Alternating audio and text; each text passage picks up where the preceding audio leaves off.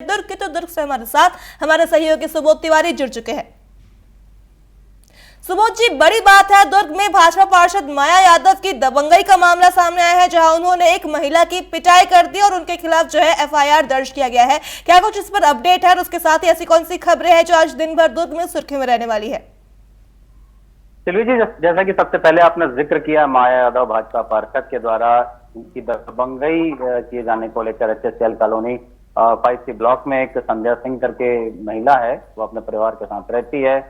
कुछ दिनों पहले यानी कि बारिश के दौरान मोहल्ले के कुछ लोगों के साथ मिलकर उन्होंने जन समस्या को लेकर एक शिकायत दर्ज कराई थी वैशाली निगम आयुक्त और महापौर के पास। तो उसे लेकर जो पार्षद माया यादव है उसने खुन्नस पाल रखी थी। उसी की वजह से रंजिशवश वह इस मौके की ताक में थी कि किसी दिन मौका मिलेगा तो वह इसे जरूर सबक सिखाएगी। तो उसी बात को लेकर पिछले दिनों जब मंदिर से वह संध्या सिंह घर की ओर लौट रही थी तो उन्होंने मौका पाकर उसके साथ विवाद किया।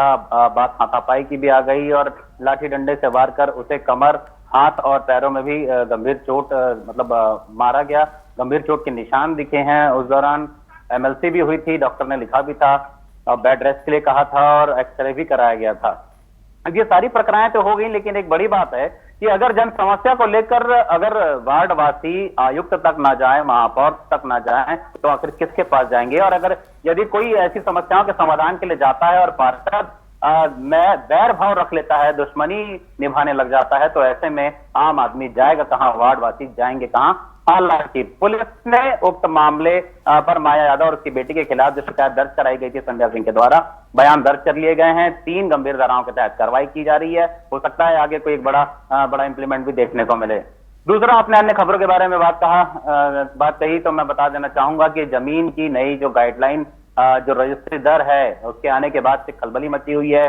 किसानों के बीच में, जमीन दलालों के बीच में, प्रॉपर्टी डीलर है, कॉलोनाइजर है, उनके बीच में कि जो 1 लाख की जमीन है वो 8 से 10 लाख महंगी हो जाएगी। तो उसे ही लेकर जो पिछले कई दिनों से प्रॉपर्टी डीलर जो है वह धरनारत हैं, आंदोलनरत हैं। तो उसमें अब उस आग में घी डालने का काम कांग्रेस पार्टी करने वाली है। प्रदेश अध्यक्ष दीपक बैज के दिशा निर्देश पर, आदेश पर पूरे प्रदेश के सभी जिला, शहर, ब्लॉक में एक व्यापक आंदोलन छेड़ने की तैयारी कांग्रेस कर रही है, जिसके तहत आज दोपहर 1 बजे पटेल चौक पर, दुर्ग का एक प्रसिद्ध चौक है जिसे कचहरी चौक भी कहा जाता है, वहां पर राज्य सरकार का और वित्त मंत्री का पुतला दहन किया जाएगा। और विरोध स्वरूप वहां पर एक छोटी सी सभा को भी संबोधित किया जाएगा कि भारतीय जनता पार्टी किस कदर जो जमीन से जुड़े जो लोग हैं, जो किसान हैं या जमीन दलाल हैं या जो कॉलोनाइजर हैं, उन्हें कितनी सारी दिक्कतों का सामना करना पड़ेगा। एक आम आदमी भी यदि अपना मकान, अपनी जमीन बेचने जाएगा तो रजिस्ट्री की जो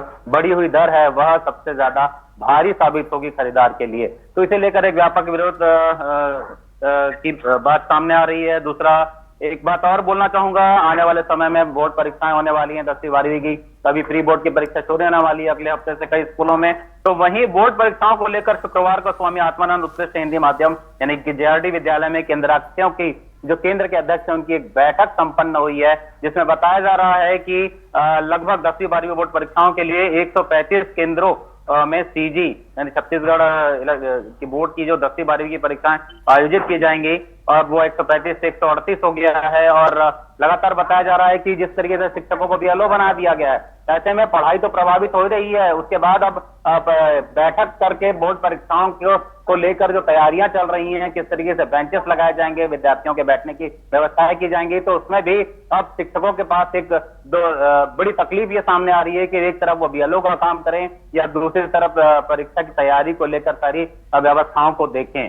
एक ये मसला है। दूसरा, एक बड़ी बात है, सिर्फ प्रभु श्री राम जन्मभूमि आंदोलन के अलग जगाने वाले और इस आंदोलन के जननायक कहे जाने वाले डॉक्टर प्रवीण तोगड़िया, जो कि अक्सर विवादित बयानों की वजह से छाए रहते हैं, विवादित बयानों को लेकर, तो उनका आगमन है। 4 दिवसीय यात्रा छत्तीसगढ़ के दौरे पर रहेंगे और वहीं आज दुर्ग जिले में वे अपने आंदोलन से जुड़े लोगों को संबोधित भी करेंगे। चक्रवाती तूफान के बारे में बात करना चाहूंगा। मौसम को लेकर खासकर एक बड़ा अपडेट है कि पिछले कुछ दिनों से जो शरद गर्म का चल रहा था, अब आने वाले समय में शीतवाह हवाओं का असर जो है चक्रवाती तूफान दीत वहां का असर ट्विन सिटी में पड़ने लगा है। रात का जो तापमान है, न्यूनतम तापमान 4 डिग्री हो गया है। इस कारण ठिठुरन भरी ठंड से सामना ट्विन सिटी वासियों को करना पड़ रहा है। सिल्वी जी। सुबोध जी, आपसे पूछना चाहेंगे, दुर्ग में अपराध का स्तर एक तरफ जो है बढ़ता जा रहा है, वही गुंडे बदमाशों के नापाक मंसूबों को दुर्ग पुलिस ने नाकाम कर दिया है। बदमाशों ने शिक्षिका का अपहरण करने का प्रयास किया था, जिससे पुलिस ने सकुशल बरामद किया है। उस पर क्या अपडेट है? देखिए, बड़ी बात है। अगर रात 8 बजे तक की बात करूं, बीती रात 8 बजे तक की, तो जिस तरीके से शिक्षिका गायब हो गई थी और उसके अपहरण की बात सामने आई, फिरौती के रूप में 5 लाख रुपए मांगे जाने की शिकायत उसके पति के द्वारा थाने में दर्ज कराई गई थी। तो बाद में महिला सकुशल पुलिस दस्तयाब कर लेती है और उसके बाद इसमें तमाम जो संदेही हैं उनसे पूछताछ की जा रही है। अभी तक कुछ भी खुलासा नहीं किया है, दुर्ग पुलिस के द्वारा नहीं किया गया है, लेकिन हो सकता है कि इसमें कुछ इनके ही अपने करीबी लोग हैं जो वह जुड़े हुए होंगे, जो अपहरण कर फिरौती की मांग कर रहे होंगे, या फिर पारिवारिक कोई विवाद भी सामने आ सकता है। ऐसे इस प्रकार के अंदेशा लगाया जा रहा है। जी सिल्वी जी। जी सुबोध जी, तमाम जानकारियों के लिए आपका धन्यवाद। तो ये थे दुर्ग से हमारे साथ हमारे सहयोगी सुबोध तिवारी, जिन्होंने जिक्र किया ऐसी कौन सी खबरें हैं जो आज दिन भर दुर्ग में सुर्खियों में रहने वाली।